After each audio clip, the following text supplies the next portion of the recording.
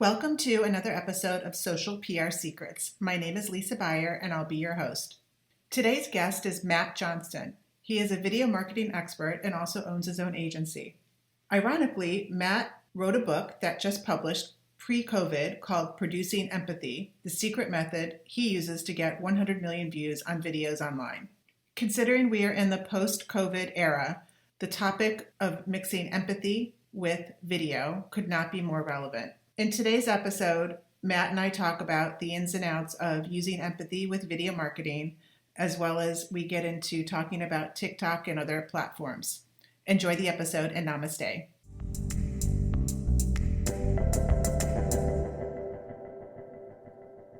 Hey, Matt. Hey, thanks for having me. Well, thanks for joining me. Matt is going to talk to us basically about video, but I just thought it was super interesting. And Matt, I'm going to let you kind of give a little bit of your background, but how you talk about empathy and what an amazing time to talk about empathy and video, right?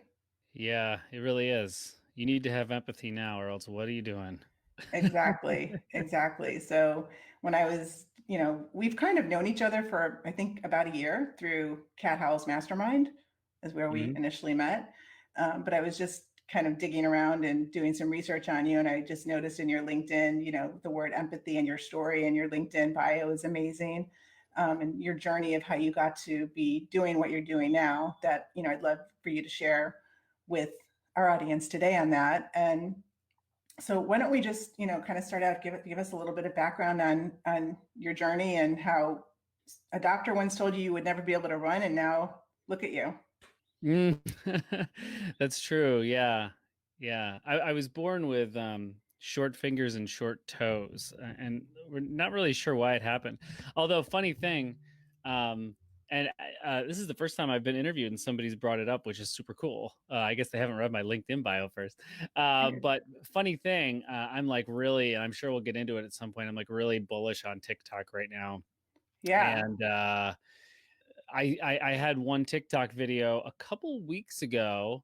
Not a couple weeks ago. I guess it was longer ago. It was sort of more towards the beginning. But anyway, I told the story, or I basically showed them. It was very small. It was like a 10-second TikTok. So I was basically like I showed my fingers and I was like I was born with short fingers and toes. I used to get bullied.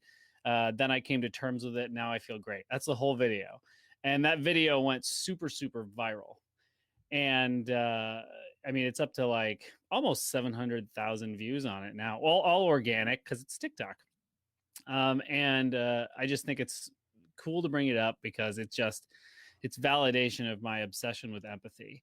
And I also bring it up because that was the first time I found out that I wasn't alone in the world, because I actually had at least 10 to 15 other people comment on that TikTok saying that they had the same thing.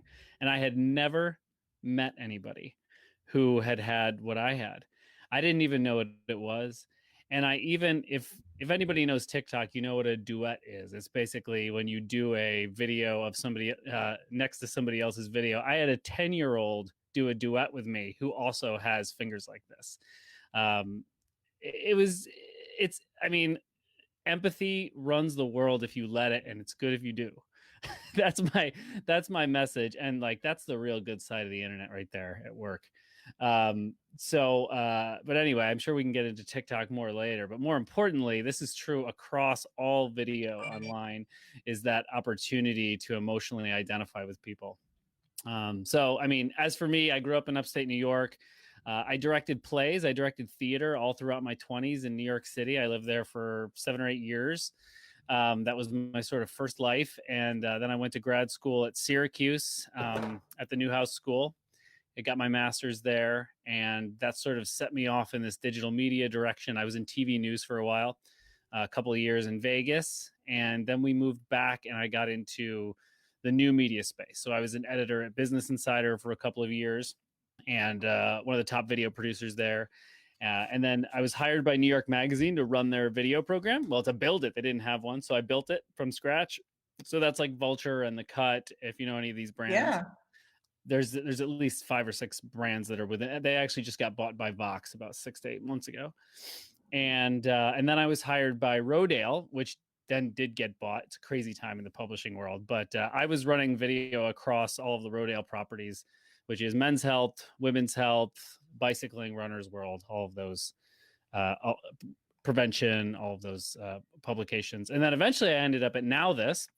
So if you know Now This, they're the top social video news publisher in the world. And so I launched 3 new lifestyle channels there. Now This, Sports, Money, and Food.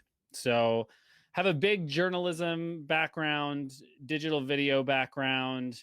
Proud of the work that I was able to do there. I really did. I feel like I did help. That's why I wrote the book. I sort of helped invent this format of virality at those publishers back when, you think of it a lot with BuzzFeed, but we were all sort of in the mix during that time, creating creating the formulas of viral video, which certainly harder to do on Facebook and Instagram now, but all of the principles live on in things like TikTok and LinkedIn, where organic reach is higher. So proud of the work I did there. I have my own company now where we do video marketing, video branded content. So that's my story, both personal and professional. Yeah, well, you know what I love about it, and I think that it's so relevant for our audience. And I'm coming at it from a public relations angle, and what can we do that's beyond the traditional get the journalist to write the story type of thing.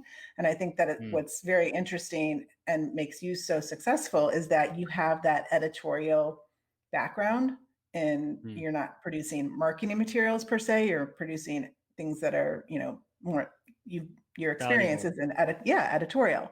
So I think that is there's a lot of lessons to be learned from coming at things with an editorial standpoint versus more of a marketing or advertising standpoint.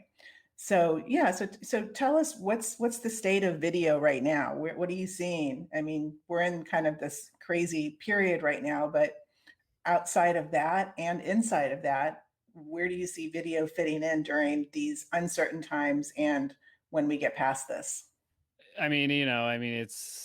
It's obviously the most popular form of content, and it has been for a couple of years, and it will continue to be. And all of the projections have, I should have pulled up this stuff in front of me, but all the projections have video as being 80 to 85% of all internet traffic in the next 2 years. And that's before we all got locked into our homes.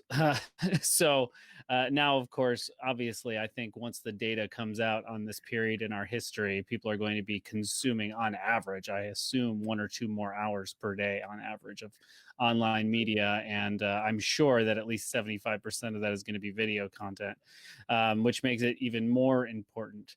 But I think that's the numbers stuff, Yeah. Like I think what's more important is that video has always been, and is now, and will always be, in whatever form video takes in the future.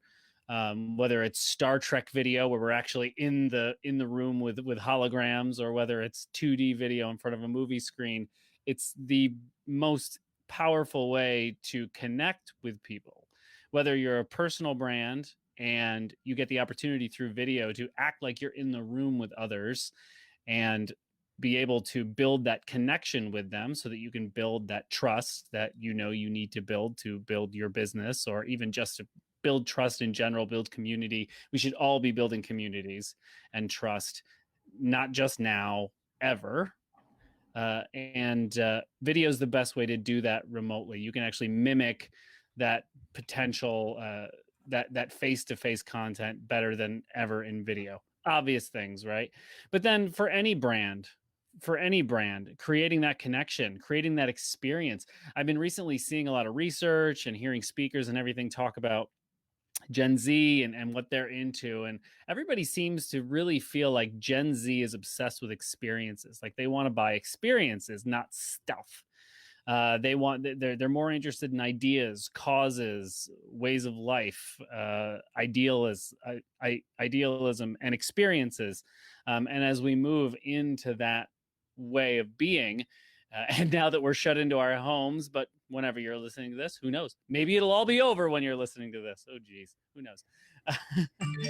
But if so, the only way to really do that when we are so disconnected spatially is to do it through video. And the only way to connect with people is through empathy. So I always say that empathy is the only reason why anyone clicks or watches anything online. People want to see a mirror. That's sort of my guiding principle when it comes to online content, whether you're writing a blog, just doing a regular social media post, or if you're making a video. But when it comes to the real emotional identification, there's really nothing like looking in to somebody's eyes. There's really nothing like the experience of being able to feel like you've escaped the life that you're in now, the physical space that you're in now, and you've been transported to this virtual space, which is in this world of a video. I mean, it can be an escape. You do get sucked in. You forget who you are for just a moment, and you're inside of that. And that's not something that's replicable by any other type of content. And this is the type of message that I'm trying to really spread right now, since all we can do is run business online now. We can't run it anywhere else. Is that you can get as close as possible to what normal could be for the communities that you build through video, because of the empathy at work, because of the emotional identification. You can tell me something in a text message, but telling it to me to my face is so much more powerful, and there's so much more emotional juice behind that. Video really more important than ever. Obviously, you wouldn't expect I would say anything different, right? The video is more important than ever, but the data was going there anyway. And Yeah. now that we have to move everything online, I mean, it's in some ways, I mean, it's going to save businesses. It really will. No, it is for sure. And it's how we're able to engage, with a text message or an email, the level of engagement is just, you can't even compare it to video. And I think also, I don't know if you've tried, so Facebook came out with the portal. Have you heard of Oh, I've that? been seeing the ads. Yeah, so my sister got it, and then I got it, and then I got it for, a couple other people, and it really Mm. makes a difference. It's even more feels more real than just what we're doing right now, a Zoom video or this type of video where it actually kind of makes you really feel like you're in the same room, and like the video kind of like it 'Cause it moves. moves with you, yeah? Yeah, it moves with Mm. you. So I mean, it would be amazing if everybody right now could have the portal to communicate in a more real life way. I mean, there's also virtual reality, which then you're an avatar and you're in a different, kind of environment, and it's not really the same.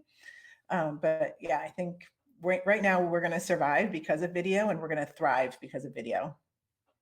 I think so. I think so. It's the only way to get that experience of actually having human connection. And I know a lot of us feel pretty I mean, I know I personally feel pretty disconnected from human connection right now. And I mean, I'm just trying to brainstorm ways to drum it up.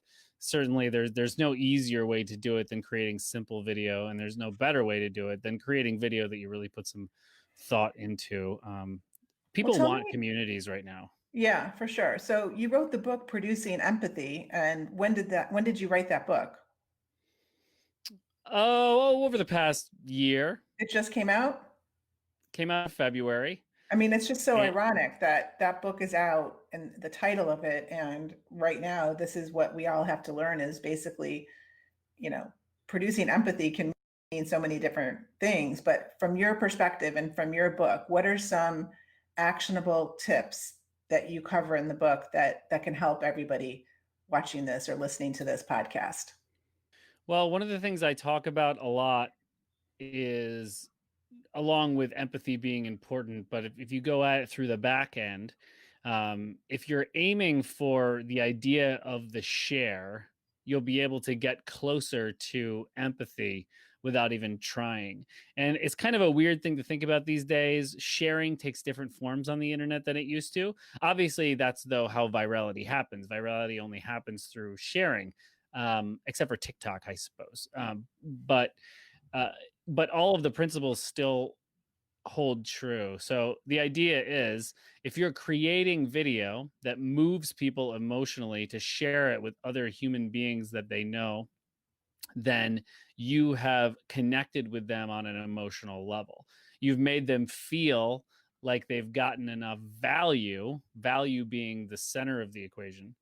You've made them feel that they've gotten enough value, and they've identified with it so much that there's that extra human need that you have to need to share that empathetic emotional moment with somebody else, because you know that they will empathize with it. There's sort of a bigger theoretical argument to empathy and how we deal with empathy. And of course, we all know that, well, I don't know if we all know, but it's fascinating that we have these things in our bodies called mirror neurons in our brains that are actually engineered to make us emotionally identify with things. They're called mirror neurons, which I think is fascinating, because that's really what I say over and over again, is that people want to see a mirror, and people will share mirrors because then they show other mirrors. It becomes like a fun house. Really, like any viral video is a fun house. And maybe I shouldn't be using the word viral right now, but I can't think of any other way to say it. You know what I mean? So any viral video is really a fun house of mirrors. And so if you're going for the share, you're saying, I want to give you enough value that you feel so moved by it that you must let other people in your life see it. And if that transaction is happening, you have empathy. Yeah. And the book is not so theoretical in that way. It's very much a practical book, but I do spend time in the first chapter giving the theoretical basis to empathy, and that's sort of it in a nutshell. And it sort of lays the foundation for the rest of it.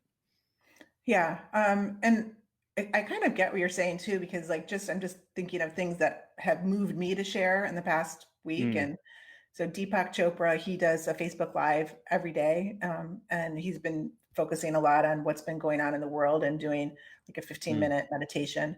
And some of the words and what he's saying, I mean, I find compelling, and I must share it with my audience. It's just that important to share, or just maybe it's a quote or something like that. So I think and so just can you walk us through your TikTok, the one that went viral, that the first one that you did? I actually saw you talk about it on LinkedIn when that happened. You're like, hey, I just went on TikTok. Like, I think it was one of your first videos, posts? Yeah, it was towards the beginning. Yeah. Mm-hmm. So did you use any hashtags or do anything to get more exposure to it, to get more people to look to see it, since you were just starting out? Well, the wonderful thing about TikTok is you don't really need to hack it like that. Mm-hmm. You just need to create great, valuable content, and you have to know the algorithm. And so, if we want to get into how to use what?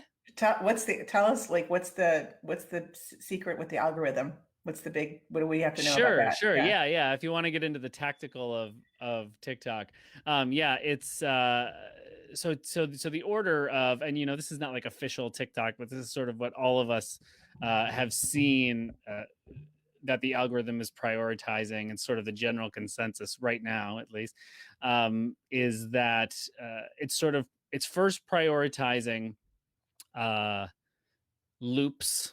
So they want your video to be played over and over again. So basically, if your video is 10 seconds and you go into your analytics and your video has been watched an average of 11 seconds on a 10-second video, you know that you're doing a good job, because your video is getting looped, because TikTok rewards video engagement over likes, comments, shares. And so that's the number one.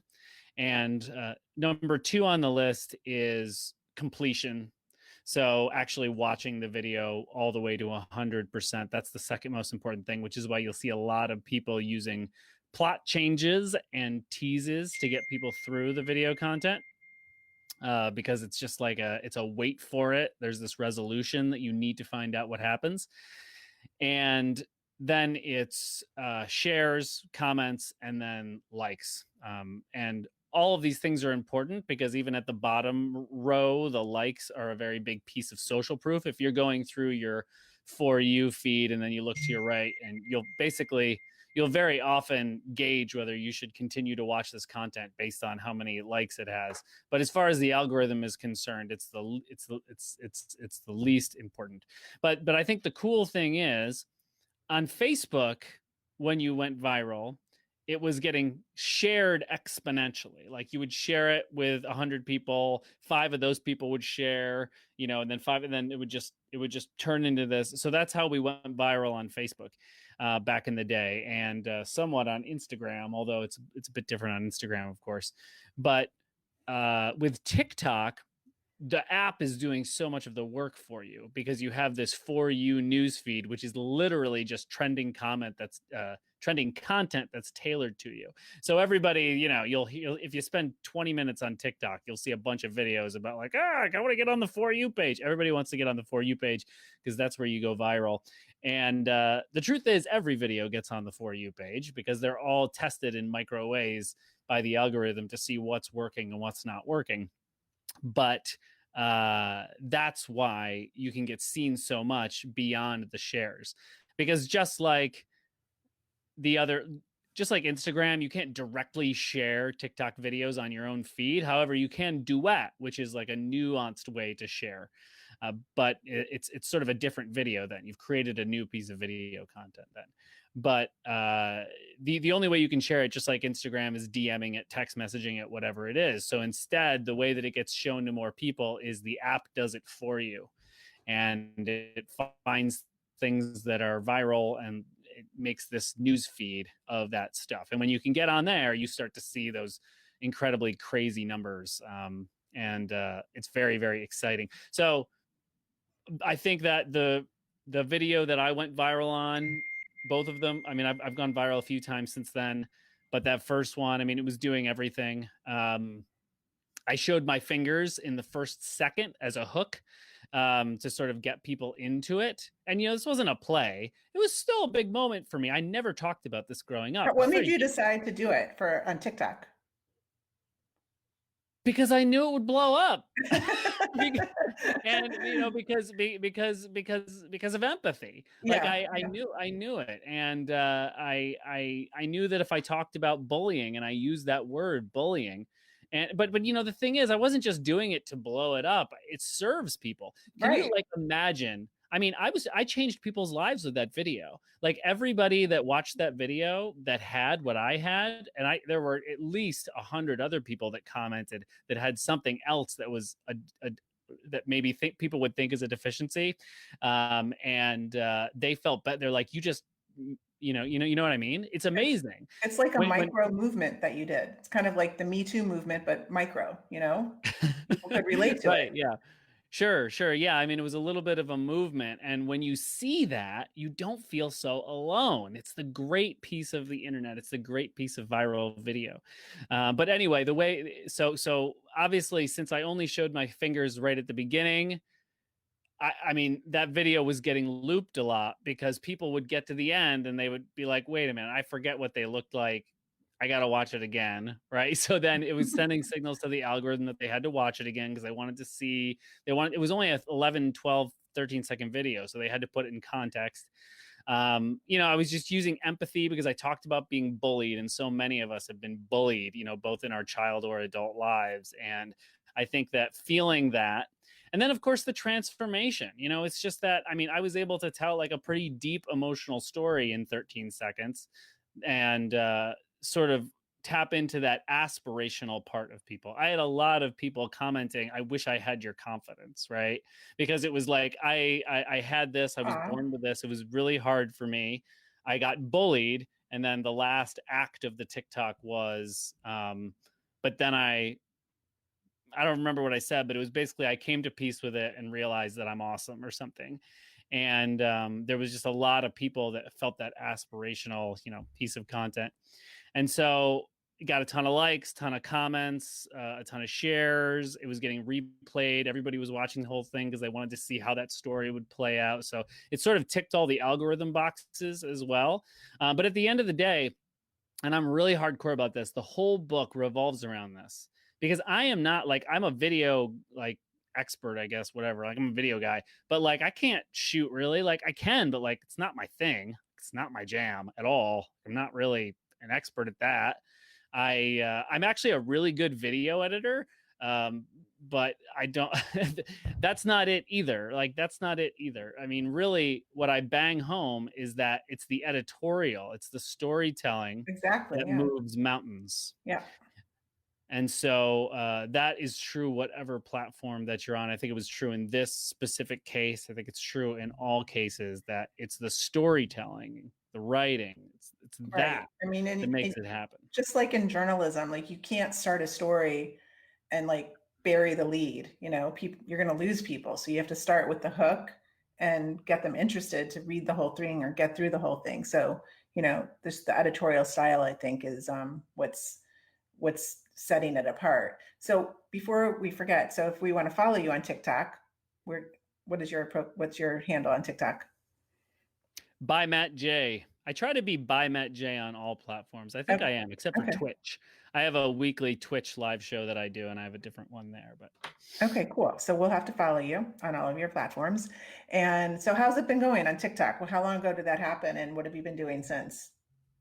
a month or two, I can't really remember. But yeah, I've just been iterating on that, and been able to go viral with a bunch of other videos too, just because I've sort of started to crack it, but also just building a community. Yeah.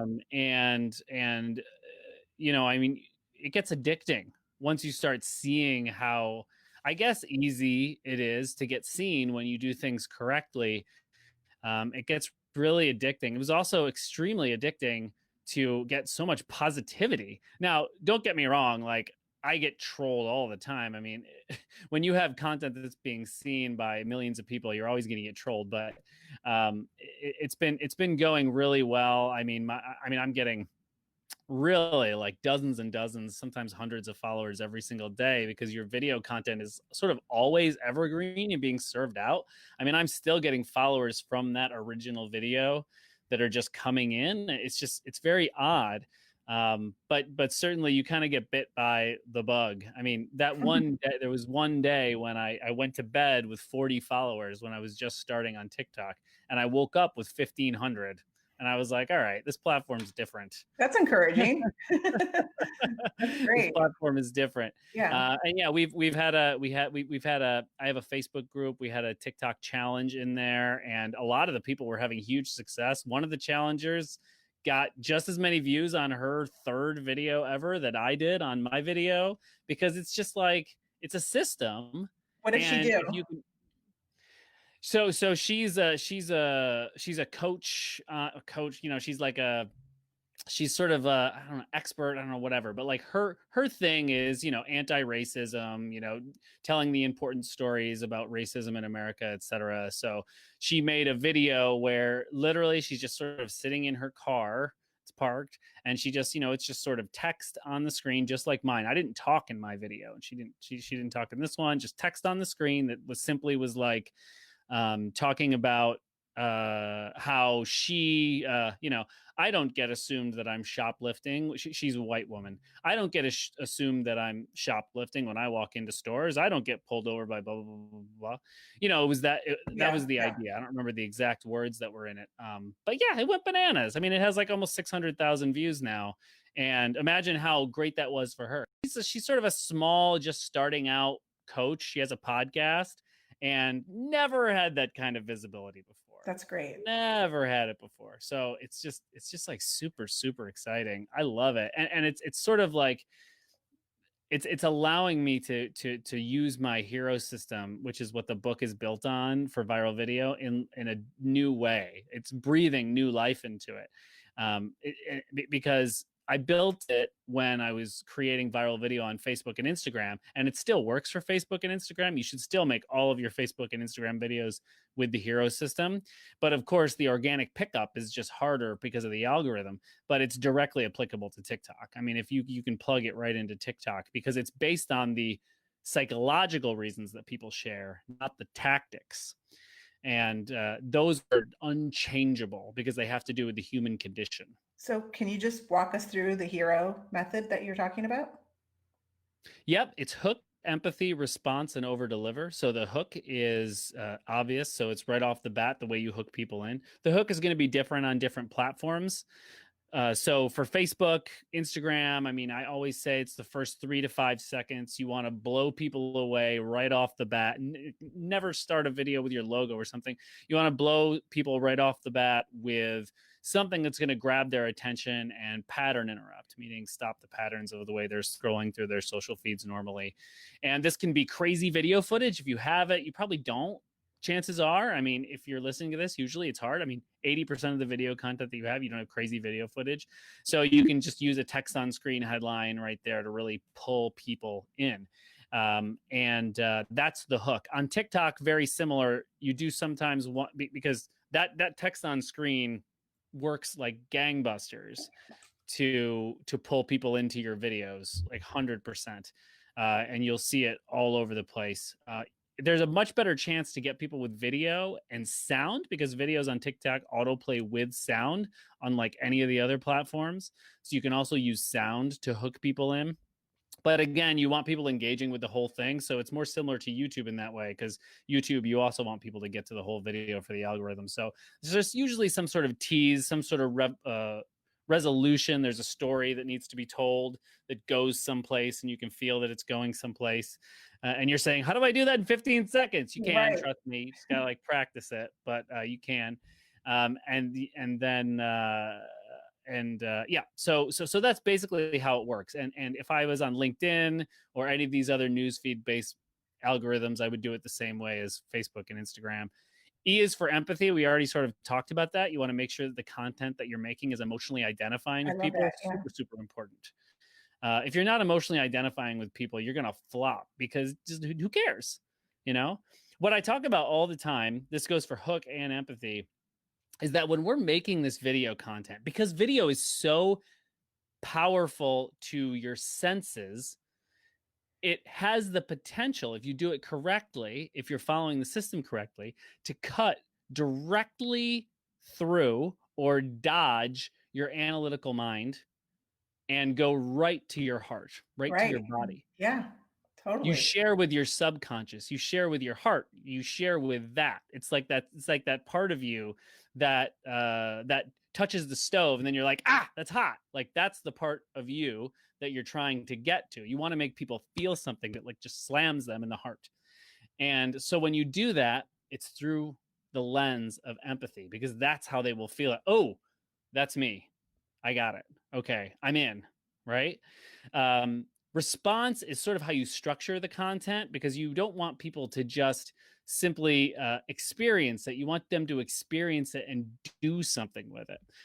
It's the whole idea behind the share. So if you're on Facebook, Instagram, LinkedIn, it means that you want to share your best stuff in your video content at the beginning. You want to front load it.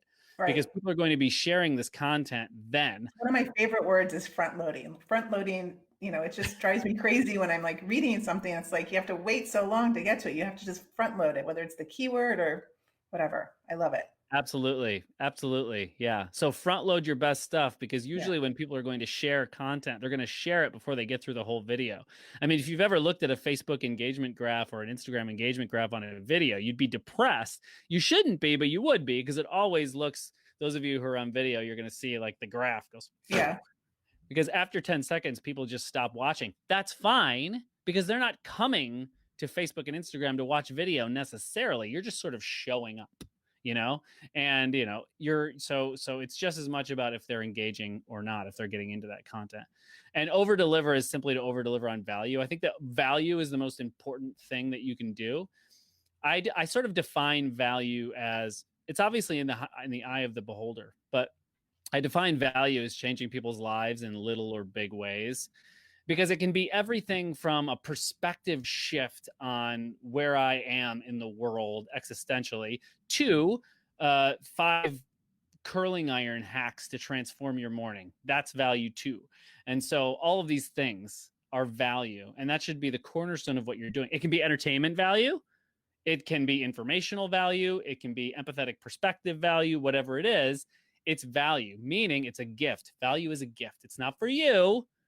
It's for them. If there's like one thing that people take away from this, when they're making their video content. It's think about the audience and then engineer backwards, because it's much more important what they think and care about than what you think they should think and care about. And especially if you're a company listening to this, you're so concerned about your products and services. Well, guess what? They're not so concerned about your products and services, at least not yet. So what do they care about? And so you want to over deliver. There's a lot of content out there. If you really want, and this is big on TikTok too, if you want followers, value. You have to show up with value. It's the same. You can't hack it. You can't hack value. You've got to actually care and actually matter to people. So that's the hero system.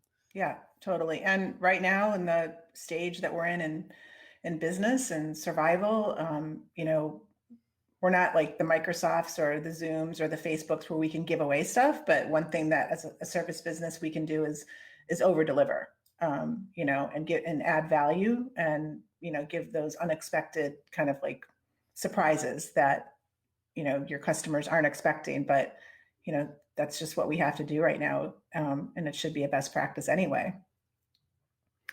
So yeah, content leads to value, leads to community, leads to customers. That's what I always say, but you can't skip any of those steps. Yes. Yeah. I love that. So you have a TikTok course and you have a book, Producing Empathy, right? Yep. So I'll put links to both of those underneath this live.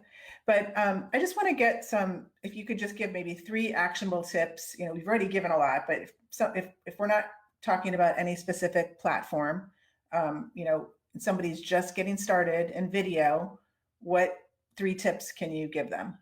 And maybe you already have, but let's just recap. The first thing is to do your persona exercise. Everybody has a different version of the persona exercise. I have one in the book that I teach and that I teach in the college classes that I teach. But the persona exercise, by the way, is it gives you an avatar. It helps you key in on exactly that person is that you're talking to. You have to do that before you make any content, because if you don't know who you're talking to, you can't create content for them. You do not know what they care about.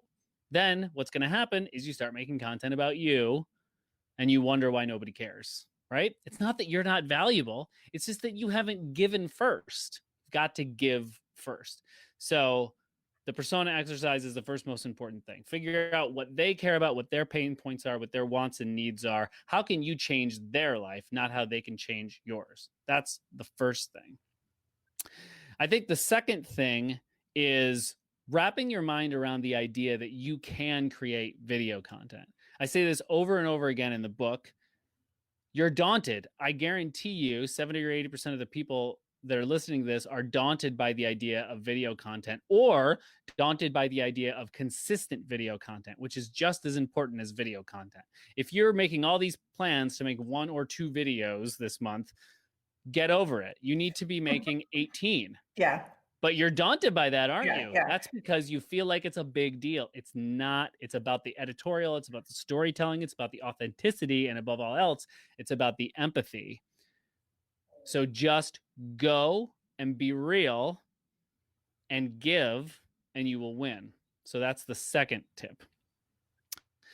And these are off the top of my head. So let me see. Third tip.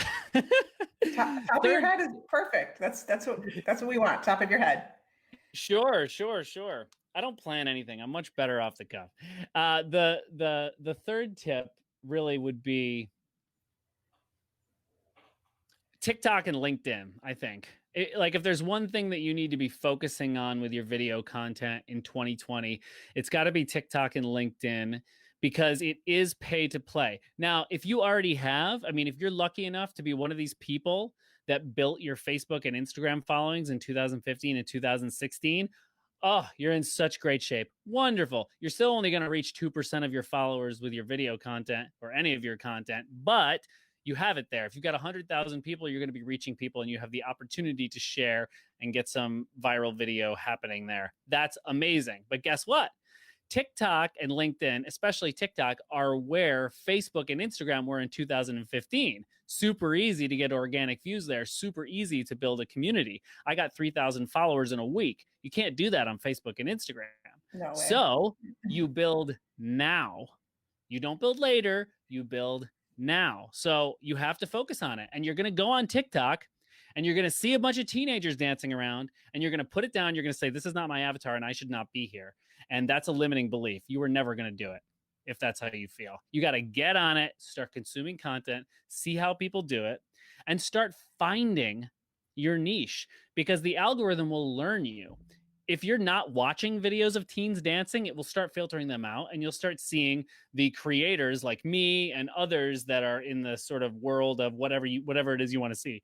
There's lawyers, doctors, psychologists, all sorts of amazing people creating great content on TikTok that are getting so much value, building huge audiences.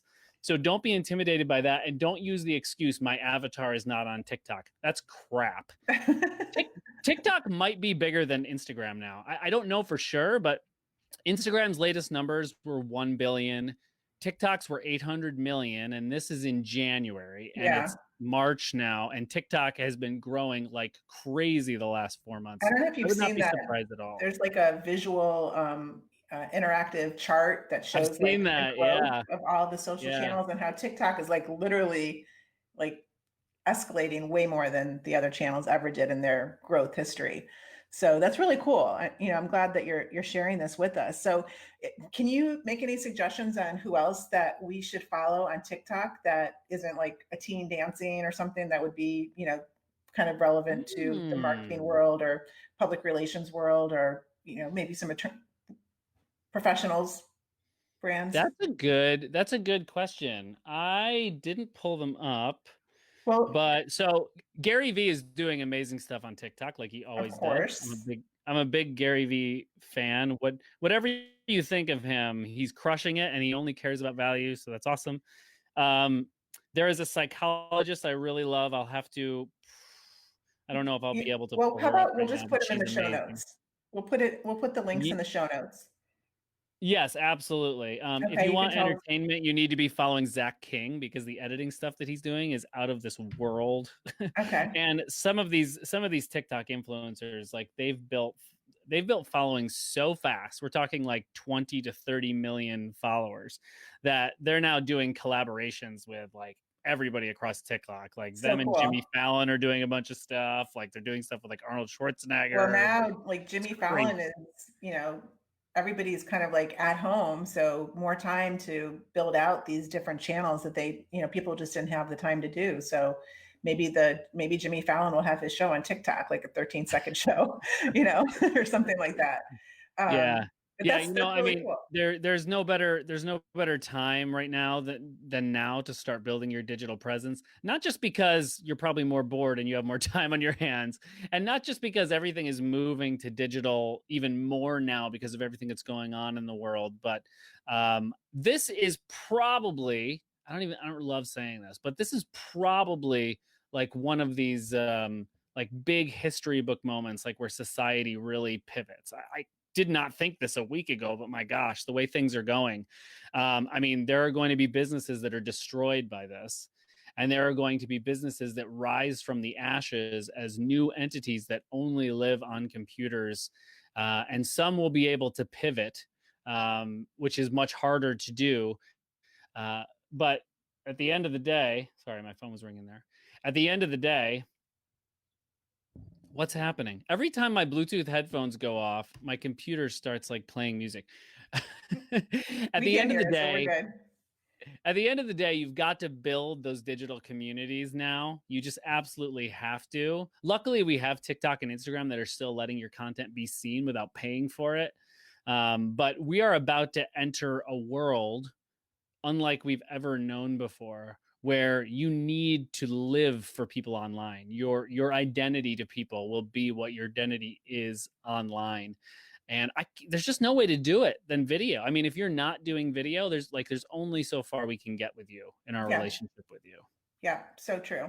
So thank you so much. I have just a couple quick questions, like your resources, your favorites. So favorite books that you recommend that you're reading right now, or you think are important besides your own?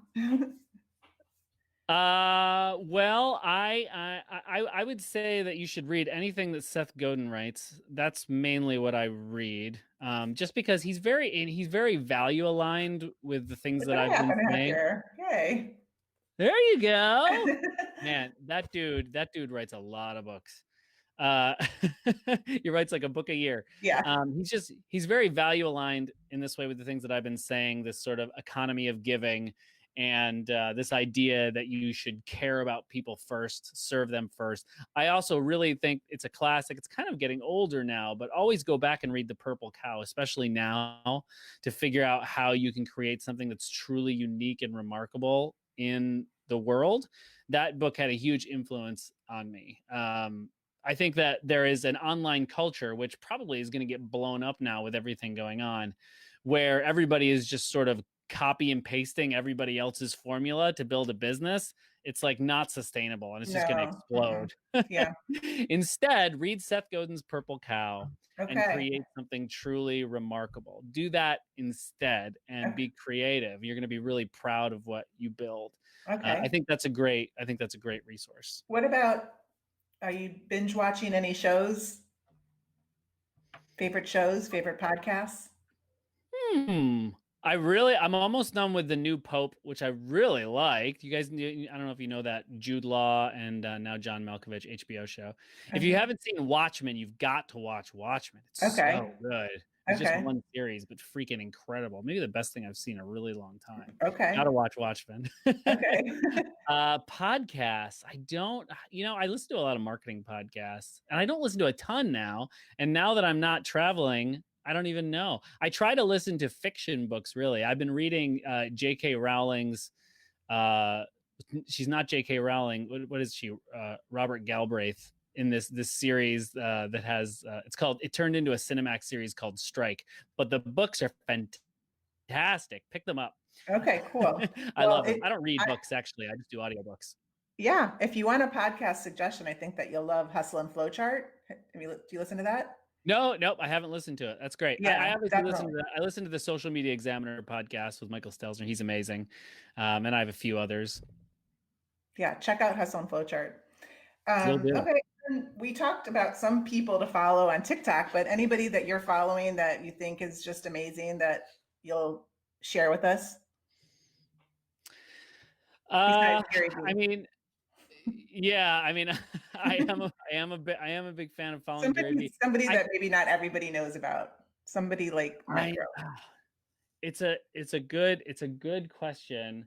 Oh man, somebody Micro that I'm following. It's kind of a tough one because I read The Purple Cow and I started leaving all my Facebook groups and unfollowing all of these people because I decided that I wanted to be like unfettered by other people's opinions of what I should do with my business and life. And I wanted to just blaze new paths. And I don't know that there's anybody outside of entertainment value that I follow like crazy, except for Seth Godin. And Michael Stelzner, I think, is wonderful. I think he's doing amazing things. There's nobody specifically off the top of my head, although there are some people on TikTok that I love. Well, you mentioned but there's not a lot of people in the marketing space on TikTok. I mean, yeah. So we're going to be all in. Any last words of wisdom that you want to share with our audience, whether it be marketing wise? I also have we can kind of talk about an encore, tips on digital detox. I think we're right now entering a forced digital detox, but what kind of words of wisdom do you have for marketers and public relations professionals and entrepreneurs that are listening to this? Well, my biggest word of wisdom, especially in the realm of public relations, but really to businesses in general, because the way that I'm thinking about it and the way that I teach public relations at the college level now is what I teach basically is that public relations was born mostly by this dude named Ivy Lee in the early 20th century, who was a former journalist, and he helped use the power of the press to get the word out about things that were going on, some bad situations that were going on, because there was no other foghorn. There was no other way to reach people. And then you had the authority of journalism. But it's changed now. Things have changed. And now we do not require the press to reach people with our messaging. We do not require that. Instead, you need to figure out how to create content for people. If our goals with public relations, and I would argue that they are mass attention in your niche and mass affinity in your niche, being known, loved, and trusted by anyone that could ever buy to you from you, then what you need to be doing is creating value-based content for them that will make them fall in love with you. Stop asking them to buy things and start asking them what they want, and then giving of them and asking for nothing in return.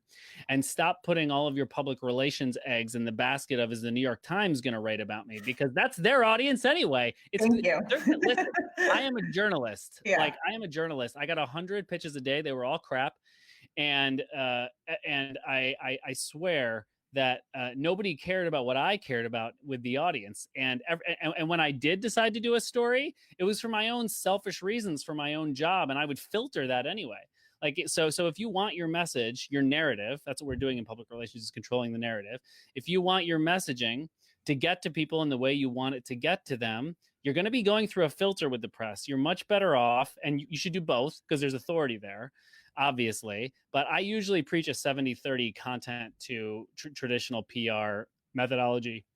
Because if you are creating communities with your customers directly, which we now have the opportunity to do, maybe not in the 50s, but now we can, then you're gonna be able to thrive, especially in situations like we're in now. I mean, everybody is longing for community. If you don't have a community, you are in trouble, and you got to start building one now. And you're not gonna do that by the press talking about you. That's just authority and whatever. When you're saying 70-30, you're saying 30% traditional, 70% your own storytelling through your own channels. That's my opinion. Yeah, no, I totally agree.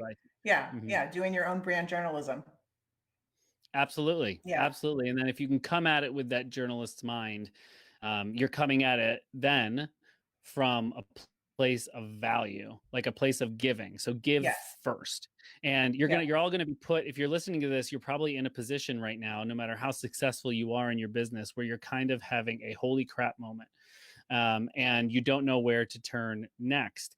And I'm going to tell you right now that next moment, that next step that you take that's going to be important for you, is going to be a step that requires blind faith and risk. And coming to terms with that is going to be extremely important for you as a human being for the rest of your life, not just your business. And so be willing to take those risks. We only live once, and moments like this only happen once in a lifetime. If you take the risks, I like to think the universe will pay you back, depending on how you on what you think of those things. Yeah. But that's my message. It's going to be a time to take risks and have blind faith here. Yes. Yeah. Perfect. Well, Matt, thank you so much for joining us. I appreciate it. And thanks for having me. Yeah. And we'll put in the notes where to follow you on TikTok and everywhere else. And if you think of anything else, we'll add that too. Okay. Absolutely. Thanks so much, Lisa. Right, thank you. Namaste. Bye.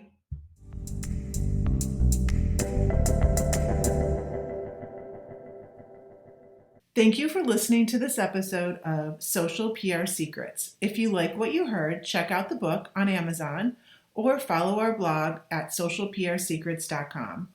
This episode was sponsored by The Buyer Group, a social PR agency striving to keep our balance in the digital world, practicing public relations, social media, and search marketing, while occasionally drinking a glass of wine or two for the best creativity and results. Thank you all for tuning in. If you would like to get a free chapter of Social PR Secrets, go to socialprsecrets.com/free.